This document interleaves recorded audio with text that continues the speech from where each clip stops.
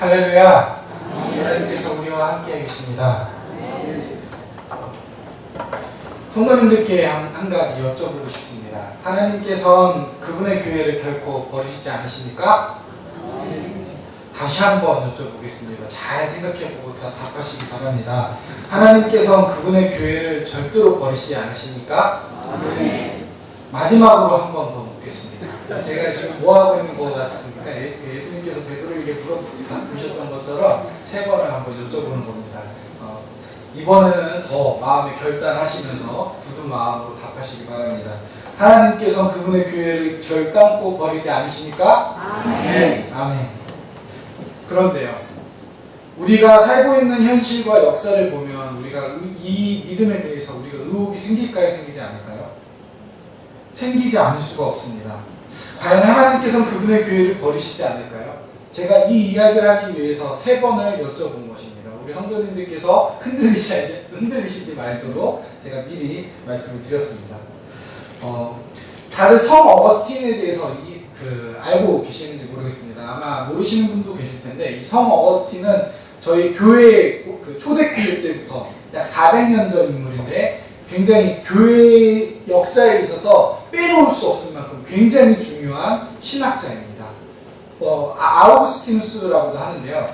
이 어거스틴은 심지어 우리에게 직접적으로 영향을 주었던 종교개혁자 마틴 루터와 칼빈에게도 아주 심대한 신학적인 영향을 미칠 만큼 신학사에서 결국 빼놓을 수 없는 위대한 신학자 중에 한 명입니다. 오늘날에도 우리 개신교와 카톨릭 계열의 교파에서는 아주 굉장히 큰 영향력을 가지고 있습니다. 그래서 이 초대교회 때부터 전통적으로 이 어거스틴까지의 신학자들을 교부라고 불렀습니다. 교회의 아버지라는 뜻입니다. 물론 이제 저희에게는 하나님 아버지가 있으지만 다른 의미에서 아버지라고 부릅니다. 무슨 뜻이냐면, 초대교회 때 신학적으로나 교회의 체계가 전혀 자리 잡아 있지 않았던 그 시절에 이 어거스틴과 같은 교부들은 이런 교회에 흐트러져 있던 신앙과 체계를 다 조직적으로 만들었던 사람들이기 때문입니다. 그래서 교회를 세웠기 때문에 그들을 교부, 교회의 아버지라고 이제 호칭하는 것이죠. 이 어거스틴이 있었던 곳이 어디냐면, 지금의 북아프리카, 튀니지와 알제리 사이에 있는 히포라는 지역이었습니다. 그곳에서 오늘날로 말하면 노회장 목사님 혹은 당회장 목사님 같은 역할을 가지고 있었는데요. 히포의 감독 어거스틴으로 잘 알려져 있습니다. 그런데 이 히포라는 곳이 지금은 어떻게 되었나요? 전부 다 이슬람화 되었습니다. 이미 이슬람화된 지 1300년도 더 된 곳이 되었습니다. 통계에 따르면 현재 튀니지에는 약 1% 미만의 소수의 기독교인만이 남아있고요. 극소수의 선교사님들이 계셨었는데 그분마저도 몇 년 전 아랍의 봄이 오면서 다 철수하셨습니다. 그래서 지금 현재는 거의 사역하는 선교사님도 거의 없는 지역이고 완전한 이슬람 지역으로 남아있죠. 이 지역은 어거스틴 이전에도 터툴리안 같은 잘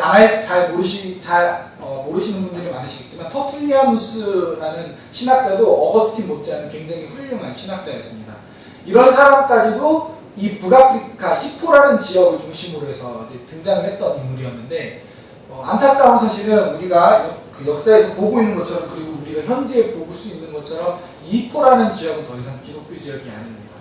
1300년 전 7세기경에 이슬람이 세력을 확장하면서 이 북아프리카 지역을 점령하고 정치적, 군사적으로 이제 다스리게 되었고, 종교적으로 관용을 베풀었지만 세금을 무슬림한테는, 자기 종교를 따르는 사람들한테는 받지 않고 기독교인이나 타 종교인들한테는 세금을 거두는 식으로 했는데, 이것이 시간이 가다 보니까 어떻게 될까요? 신앙이 적은 사람들이 어딜 따라갈까요?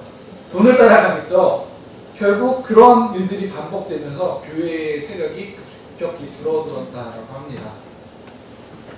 그럼 우리의 가장 가까운, 좀 이번에는 가까운 우리 아시아, 동아시아도 한번 생각해 보도록 하겠습니다. 우리나라의 기독교 신앙이 언제 들어왔죠? 흔히 알려져 있기는 조선 정조 때 들어온 것으로 알려져 있습니다. 저희가 잘 알고 있는 명심보감을 쓴 정약용과 그 형제들, 그 가문이 천주교 신자였죠. 순교자였고, 몇 년 전 프란치스코 교황 왔을 때 이제 여기 광화문에서 성인으로 인정해주는 그런 예배도 또 드렸었죠. 실학의 거장인 정약용의 집안 형제들이 처음 이렇게 기독교 신앙을 받아들였었다라고 이렇게 알려져 있습니다. 대략 1800년대죠. 그런데 저희에게 잘 안 알려졌지만 수백 년 전 이미 기독교 신앙이 우리나라에도 들어왔었다라고 합니다. 언제냐면 바로 우리나라 삼국시대 중기, 고구려의 을지문덕 장군이 살수대첩으로 수나라 대군을 물리쳤던 그 때로부터 몇 년 지난 다음입니다. 살수대첩 이후에 수나라가 멸망하고 당나라가 세워지게 되죠. 이 당나라의 가장 전성기의 왕이 당태종입니다.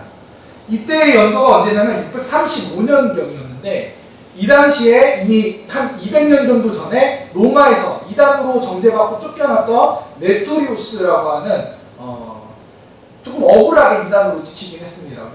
지금 저희가 믿는 것처럼 성모 마리아는 사람이다, 신적인 존재가 아니다라고 이야기를 했다가 쫓겨났거든요.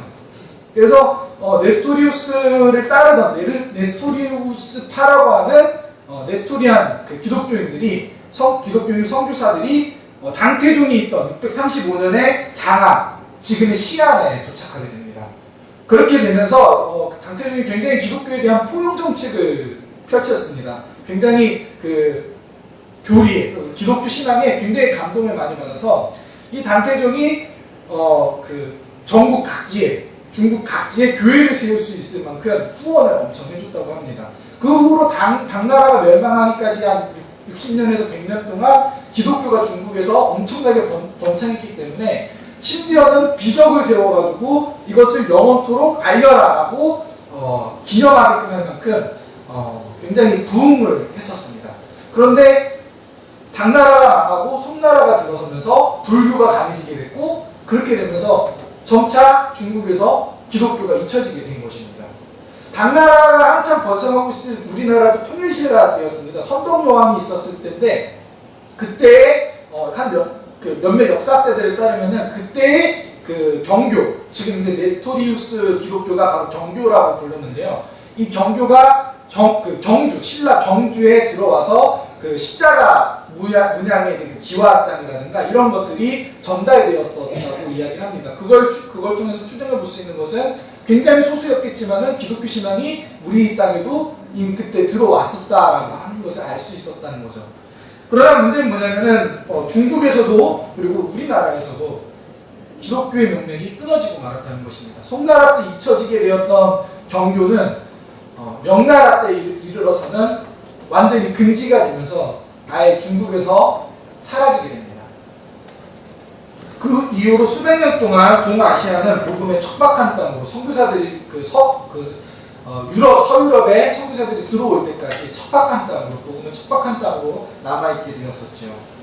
또 우리가 기억할 수 있는 것은 초대교회 지역으로 굉장히 많이 알려진 지역이 있죠. 우리 성경에도 서신서로 많이 있는 에베소서라든가, 그리고 일단 대표적으로 에베소서가 많이 생각이 나는데요.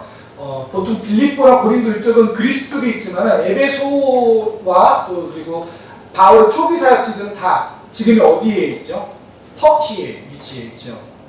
이것을 봐도 지금 현재 터키와 그리고 또 당시 동로마 제국 때의 수도였던 콘스탄티노플은 이슬람에 정복되면서 무엇으로 바뀌었습니까? 지금의 이스탄불로 바뀌었습니다. 교회들이 전부 다 사라졌고 파괴되었고 기독교 신앙을 가진 사람들이 사라진 자리. 이런 역사적인 사건들 그리고 그런 기록들을 보면서 어떻게 하나님께서 과연 교회를 버리지 않으실 거라고 확신할 수 있을지 저는 아무런 의혹이 없이 이것을 도저히 받아들일 수 없었습니다. 신앙인에게 있어 의혹과 의심은 커다란 어려움으로 다가옵니다. 그렇죠?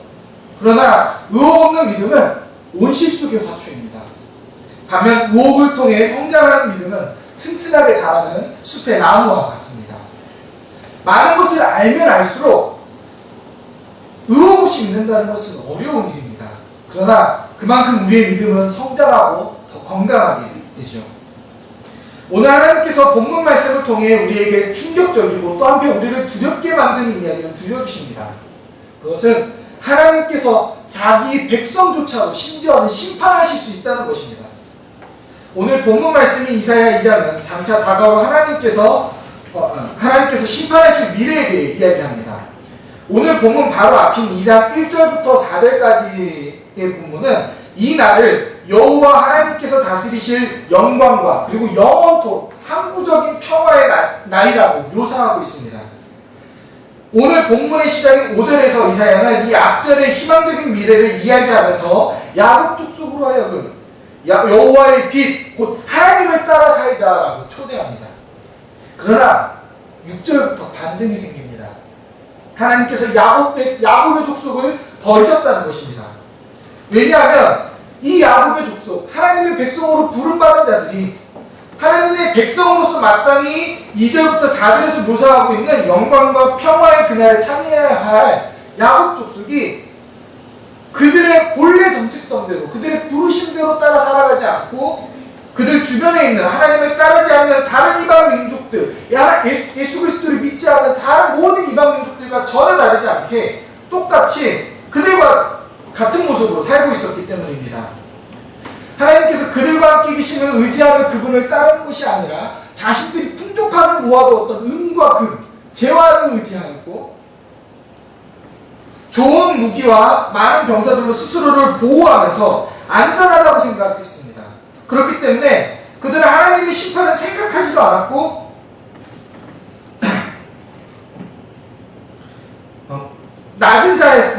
안전하다고 자신들이 보호하고 있기 때문에 충분히 안전하다라는 생각으로 하나님의 심판을 무시한 채, 하나님의 경고의 메시지를 무시한 채 자신들의 마음대로 자신들의 욕심을 채우기 위한 방법을 쫓아서 살아갔던 것입니다. 그것을 위해서 그들이 무엇을 만들었습니까? 우상을 만들었습니다. 우상은 우리의 욕심을 따라 만들어지는 것입니다. 우리의 불안함을 쫓아서 만들어지는 것이 우상입니다. 이 우상에 대해서 이 사회, 이 야곱 족속의 가장 비천하고 낮은 사람에서부터 가장 존귀하고 높은 사람에 이르기까지 모든 사람이 하나할 것 없이 한 통속으로 이 우상에게 절하며 하나님을 배반하고 있었던 것입니다.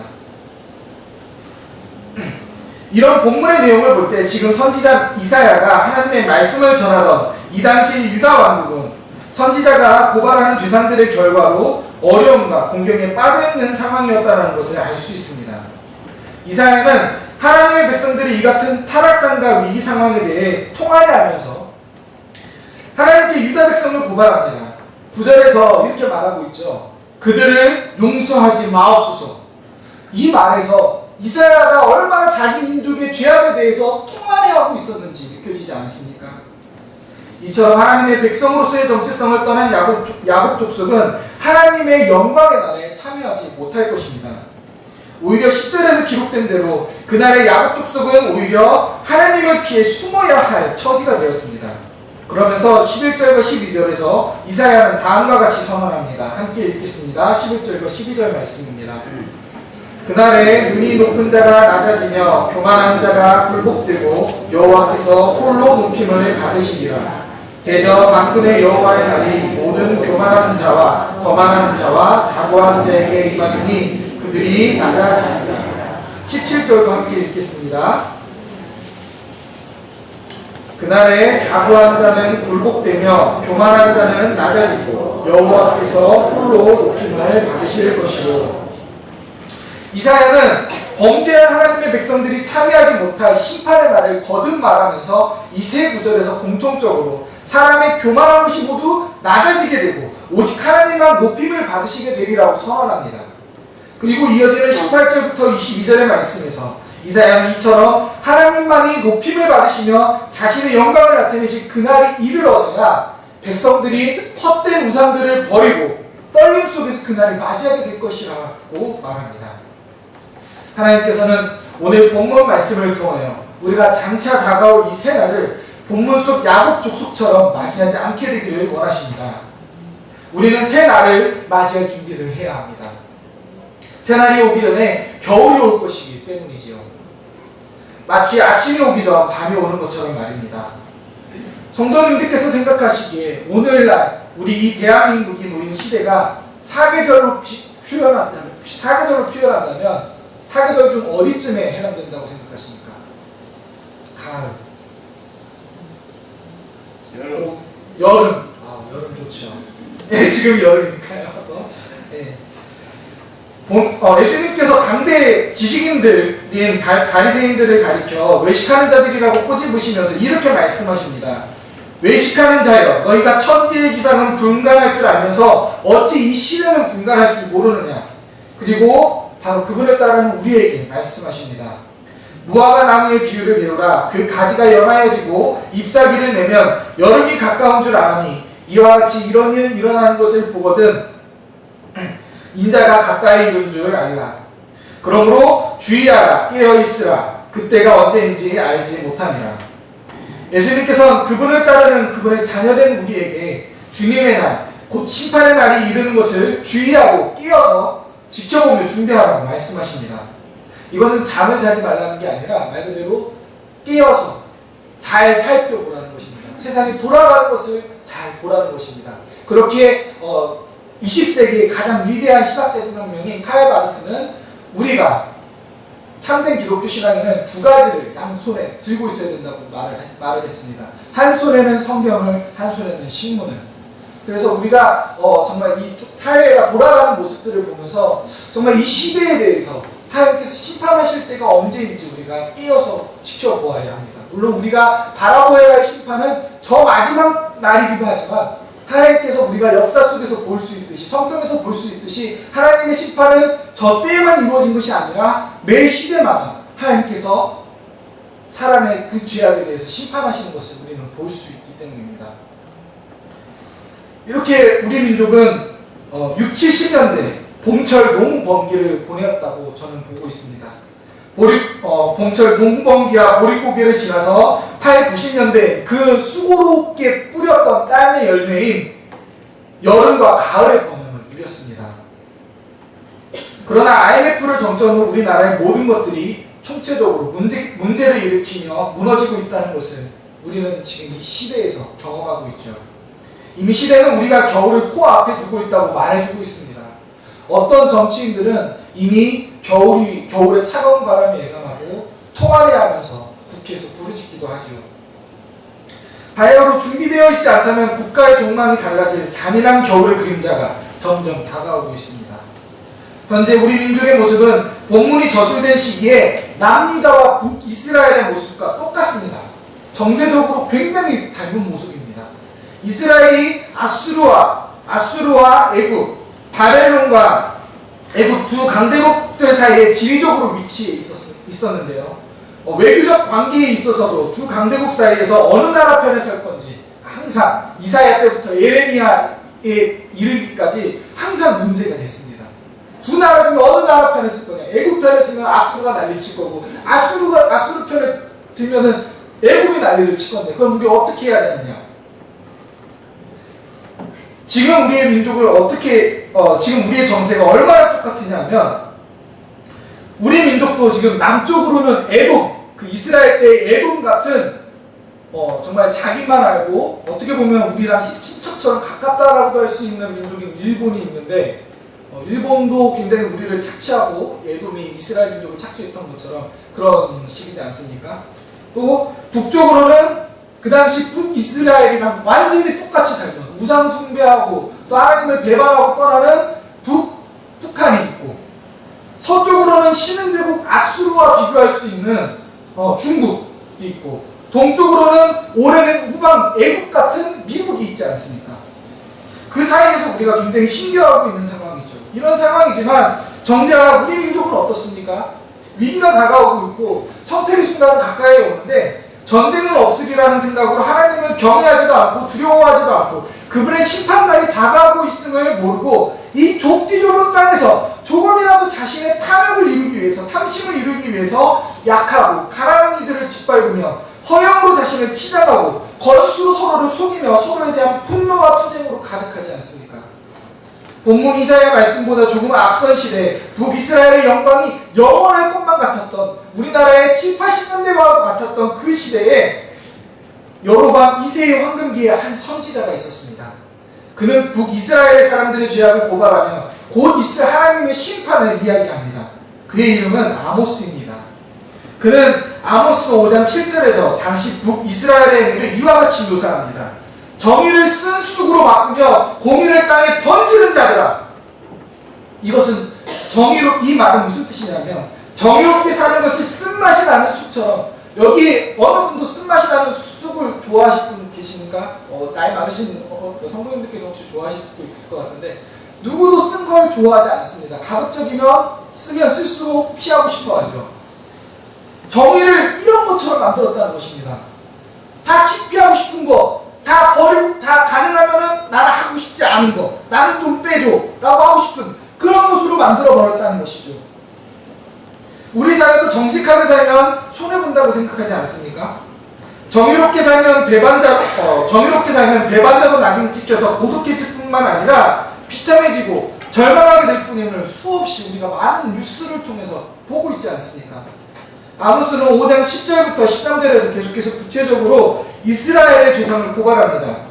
그들은 힘없는 자를 밟고 부당한 세금을 걷어갔으며 정직히 말하는 자를 싫어하였고 책망하는 이들을 미워했으며 의로운 사람들을 학대하고 뇌물을 받고 재판하며 가난한 사람들을 억울하게 하였습니다.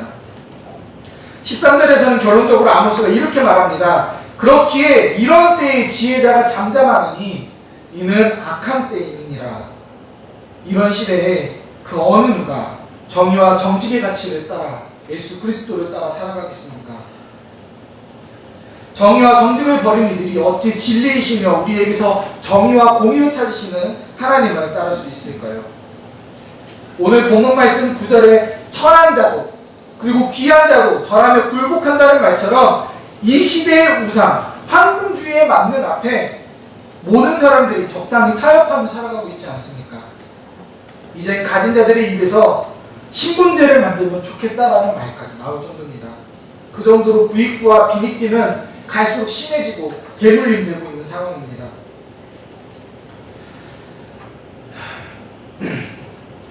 아모스와 이사야가 고발하는 죄악의 모습을 우리는 이 사회 속에서 너무나 쉽게 찾아볼 수 있습니다.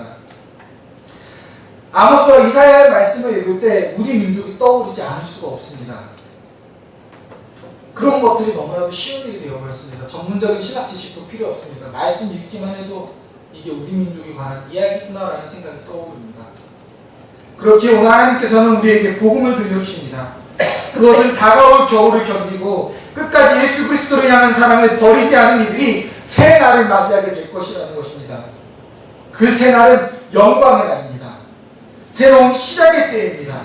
모든 사람의 탐욕과 불순종함으로 인해 그들의 오만함과 죄악으로 인해 높아지고 낮아졌던 것들이 전부 사라질 것입니다.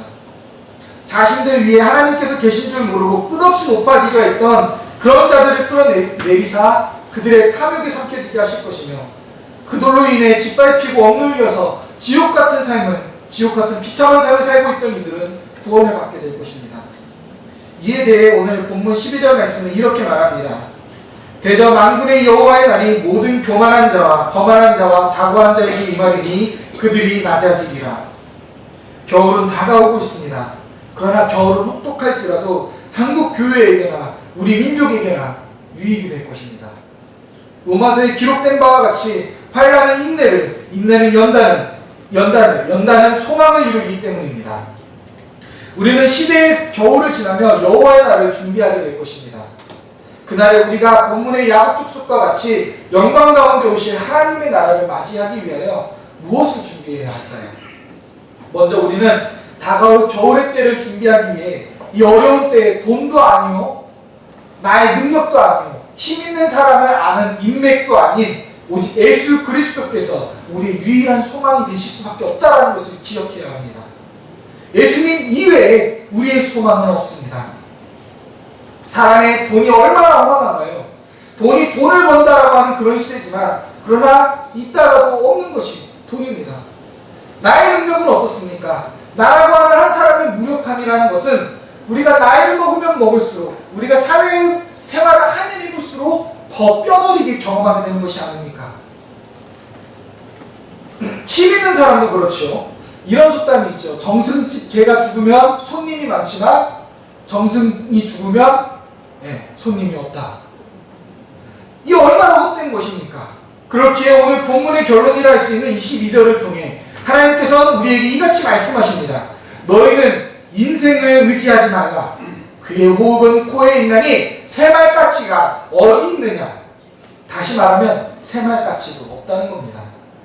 정말로 절망적인 상황에서 큰 어려움 속에서 예수님마저 없다면 우리는 정말로 절망할 수밖에 없습니다. 그러나 예수님을 믿는 믿음 안에서 성령께서는 그 절망과 두려움의 상황 가운데 우리의 중심에 말씀하십니다. 두려워하지 말라. 내가 너와 함께 있다. 내가 너를 도울 것이요 나의 크고 의로운 오른손으로 너를 붙들 것이다. 이처럼 우리에게 말씀하시는 우리를 붙드시는 예수님을 소망 가운데 붙드시는 우리 성도님들 되시길 축복합니다. 다음으로 우리가 준비해야 할 것은 스스로 낮아지는 것입니다. 새 날은 높은 자들이 낮아지는 날입니다. 스스로 낮아지지 않는 자들은 굴복될 것이며 넘어지고 엎드러지게 될 것입니다. 이것은 우리가 스스로 그 날에 이르기 전에 먼저 겸손해져야 함을 말합니다. 교만한 자들의 특징이 무엇입니까? 그들은 듣지 않습니다. 다른 사람의 말에 귀를 기울이지 않습니다. 교만한 사람은 배울 것이 없습니다. 이미 다 배웠기 때문입니다. 이미 다 자기가 다 알고 있기 때문입니다. 그러나 지혜 있는 사람은 다릅니다. 교만한 자들은 지혜의 말을 듣지 않으며 훈계와 가르침을 싫어하는 사람들이라고 증언합니다. 반면에 겸손한 사람은 지혜의 말씀인 하나님의 말씀을 듣는 사람들이며 그 가르침을 듣고 그대로 가서 행하는 사람입니다. 또 겸손한 사람들은 부끄러움과 수치에서도 자유롭습니다. 그들에게 체면과 자존심이랑 허영이 있기 때문이지요. 그러나 이처럼 낮아지는 것이 우리 스스로 할 수 있는 일일까요? 안 됩니다. 불가능한 일입니다. 우리의 본성을 거슬러야 하는 일이기에 불가능합니다.